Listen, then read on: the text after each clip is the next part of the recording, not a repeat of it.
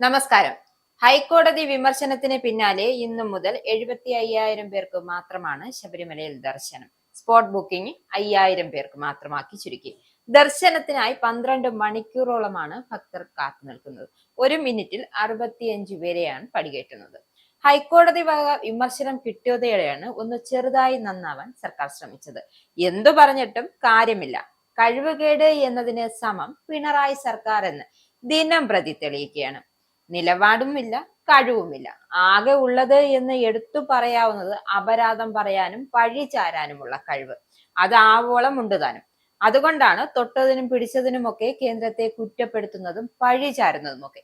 എന്തിന് ഏറെ പറയണം, ശബരിമല വിഷയത്തിൽ തന്നെ കഴിഞ്ഞ ദിവസം ഹൈക്കോടതി ആവോളം തികച്ചു കൊടുത്തതാണ്. ഇതൊക്കെ കേട്ടാൽ ലേശമെങ്കിലും ഉളുപ്പ് വേണം. എന്തായാലും കഴിഞ്ഞ ദിവസം ഇപ്പൊ ശരിയാക്കി തരാമെന്ന് പറഞ്ഞ വാഗ്ദാനവുമായി ഭരണത്തിൽ തുടർന്ന സർക്കാരിനെ കോടതി അക്ഷരാർത്ഥത്തിൽ കുത്തിനു പിടിക്കുകയായിരുന്നു. മാലയിട്ട് വ്രതം നോറ്റ് ശബരിമലയിൽ എത്തുന്ന മനുഷ്യരുടെ ജീവൻ വെച്ച് പന്താടുന്ന നിലപാടിനെയാണ് കോടതി കഴിഞ്ഞ ദിവസം രൂക്ഷമായി വിമർശിച്ചത്. കേസ് പരിഗണിച്ച കോടതി ഒരുക്കങ്ങൾ 6 മാസങ്ങൾക്ക് മുമ്പെങ്കിലും തുടങ്ങേണ്ടതായിരുന്നു എന്നും എന്തുകൊണ്ട് അങ്ങനെ ഒരു ഏകോപനം ഉണ്ടായില്ല എന്നും ബോർഡിനോട് ചോദിച്ചു. സന്നിധാനത്ത് കഴിഞ്ഞ ദിവസം കൈവിട്ടുപോയ ഏകോപനം മണ്ഡലം മകരവിളക്ക് സീസൺ തുടങ്ങി 2ാം ദിവസം തന്നെ തിരക്ക് അനിയന്ത്രിതമായത് എന്തുകൊണ്ടാണെന്ന് ചോദിച്ച കോടതി സ്പോട്ട് ബുക്കിംഗും വെർച്വൽ ക്യൂ ബുക്കിംഗും കർശനമായി നടപ്പാക്കാനും നിർദ്ദേശം നൽകി. അങ്ങനെയാണ് സ്പോട്ട് ബുക്കിംഗ് 5,000 പേർക്കായി ചുരുക്കിയത്. ഇന്നലെ 20,000 പേർ വരെയാണ് സ്പോട്ട് ബുക്കിംഗ് വഴി മല കയറിയത്. വെർച്വൽ ബുക്കിംഗും ഇനി വിട്ടുവീഴ്ച പാടില്ല എന്നും ഷെഡ്യൂൾ സമയത്തിന് 6 മണിക്കൂർ മുമ്പും 18 മണിക്കൂറിനു ശേഷവും മാത്രമാകും അനുമതി. ഈ സമയപരിധിക്കപ്പുറമുള്ള വെർച്വൽ ക്യൂ ബുക്കിംഗും ഇനി അംഗീകരിക്കില്ല. വെർച്വൽ ക്യൂ ടിക്കറ്റിനുള്ള എല്ലാ ഭക്തർക്കും അനുമതി നൽകുന്നതാണ് തിരക്ക് അനിയന്ത്രിതമായി കൂടാൻ കാരണം. 18ാം പടിയിൽ അനുഭവ പരിചയമുള്ള പോലീസുകാരെ വിന്യസിക്കണം.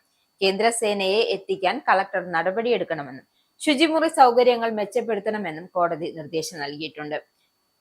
ഒരു ദുരന്തം വരുത്തി വെക്കരുതെന്നും എന്തുകൊണ്ട് ഏകോപനം ഉണ്ടായില്ല എന്ന ചോദ്യങ്ങൾ ഉന്നയിച്ച ശേഷമായിരുന്നു കോടതിയുടെ നിർദ്ദേശങ്ങൾ ഉണ്ടായത്.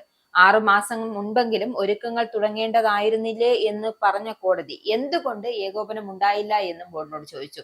നിലയ്ക്കൽ മുതൽ സന്നിധാനം വരെ 5ഓ 6ഓ സെക്ടറുകളായി തിരിക്കണമെന്നും ഇവിടെ പരമാവധി എത്ര പേരെ ഉൾക്കൊള്ളാൻ കഴിയുമെന്നത് കണക്കുകളുണ്ടോ എന്നും കോടതി ചോദിച്ചു. സെക്ടറുകളുടെ വിസ്തീർണം അനുസരിച്ച് വേണം ഭക്തരുടെ എണ്ണം നിശ്ചയിക്കാൻ. അല്ലാതെ വരുന്നവരെയെല്ലാം തിക്കിയും തിരക്കിലേക്കും കയറ്റിവിടുന്നത് തെറ്റായ സമീപനമല്ലേ എന്നും കോടതി ചോദിച്ചു. കുട്ടികളും പ്രായമായവരും മണിക്കൂറുകളാണ് നീണ്ട ക്യൂവിൽ കാത്തു നിൽക്കുന്നത്. ഉത്സവം നടത്തുന്നത് പോലെ അല്ല ഒരു മണ്ഡല മകരവിളക്ക് സീസണിന് വേണ്ടി വ്യക്തമായ കാഴ്ചപ്പാടുണ്ടാകണം. പോലീസിനെ ഉപയോഗിച്ച് പരമാവധി തിരക്ക് നിയന്ത്രിക്കാൻ ശ്രമിച്ചിരുന്നു എന്നാണ് ദേവസ്വം ബോർഡിന്റെ മറുപടി. എന്നാൽ തിരക്ക് നിയന്ത്രിക്കാൻ പോലീസിന്റെ മാത്രം പണിയൊന്നുമല്ല എന്നും ശാസ്ത്രീയമായി ഇത് കൈകാര്യം ചെയ്യണമെന്നും കോടതി ചൂണ്ടിക്കാട്ടി. വിദഗ്ധ സംഘത്തെ നിയോഗിച്ച ഓരോ സെക്ടറിലും ഇവർക്ക് ചുമതല നൽകുന്നതും ആലോചിക്കണമെന്നും കോടതി പറഞ്ഞു. എന്തായാലും കോടതിയുടെ വിമർശനത്തിന് പിന്നാലെ ശബരിമലയിൽ കൂടുതൽ നിയന്ത്രണങ്ങൾ ഏർപ്പെടുത്തിയിരിക്കുകയാണ് സർക്കാർ.